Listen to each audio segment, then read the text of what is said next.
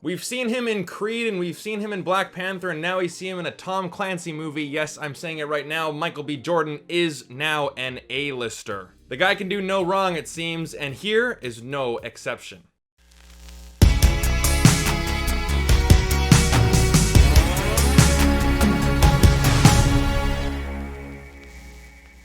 Hey guys, my name is Brandon, aka the BrandoCritic, and I'm here to help you. My service will be pointing you in the direction of movies worth checking out. So if that interests you, make sure you hit like and subscribe. I really do appreciate all the support. And so do my partners at Movie Scene Canada, so you make sure you check them out as well. They got a ton of contests on there right now, and you could be the next lucky winner. 4Ks, digital copies, the works. But today I'm giving you my honest, no BS take on Tom Clancy's Without Remorse. So, we got Tom Clancy's Without Remorse coming straight to Amazon Prime. Now, this is a solid movie, across the board. I honestly cannot think of a single flaw in this movie. So does that mean it gets an automatic 5 out of 5? Well, not quite, because there's nothing really spectacular in this movie either. I will get to Michael B. Jordan's performance in a minute, but this movie isn't one of those movies where I gotta go, you gotta see this on the biggest screen available, you gotta see this movie, it's the best movie of 2021.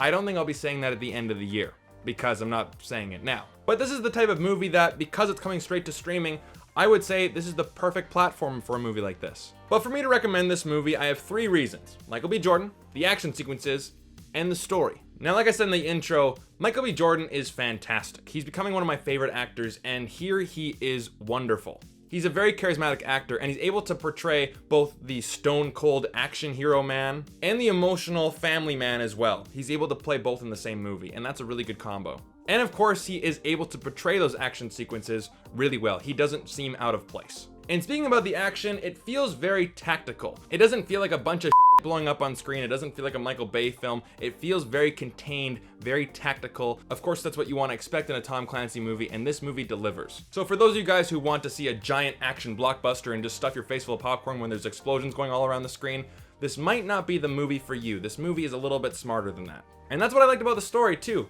It's simple yet effective, but there's a lot of intricate parts. And generally speaking, whenever a movie has a ton of moving parts, a ton of double crosses, and a lot of characters where you don't really know where their allegiance lies, which adds a lot of tension to the movie as well, it can get a bit overwhelming. It can get a bit confusing, and worse yet, it can get pretty pretentious. This movie doesn't really do that. But on the other hand, it is not a simple John Wick storyline either, where our main character wants revenge because the bad guys did something bad to our main character. While yes, that is at the heart of the storyline, at the heart of the plot, this is a simple revenge story, but it has a little bit of that political espionage thriller just sprinkled on top of it. It doesn't get out of hand, it doesn't get too pretentious, it's really well thought out. And the double crosses, they feel earned. It's not like when a character changes allegiances, you're like, what in the world just happened? When you find out what characters are actually doing in this story, you're like, yep, I get it. It feels earned, I don't feel cheated. And really, that's all I have to say about this movie. It is just a solid, well-made political action thriller. And honestly, I would watch a sequel. So for my final rating, I'm gonna give this film a 3 out of 5 to say that yes, I did like it.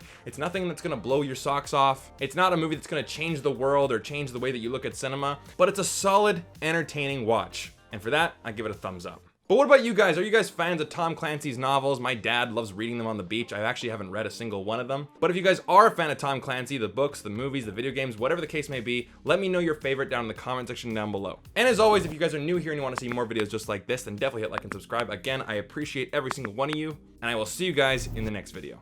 Take care.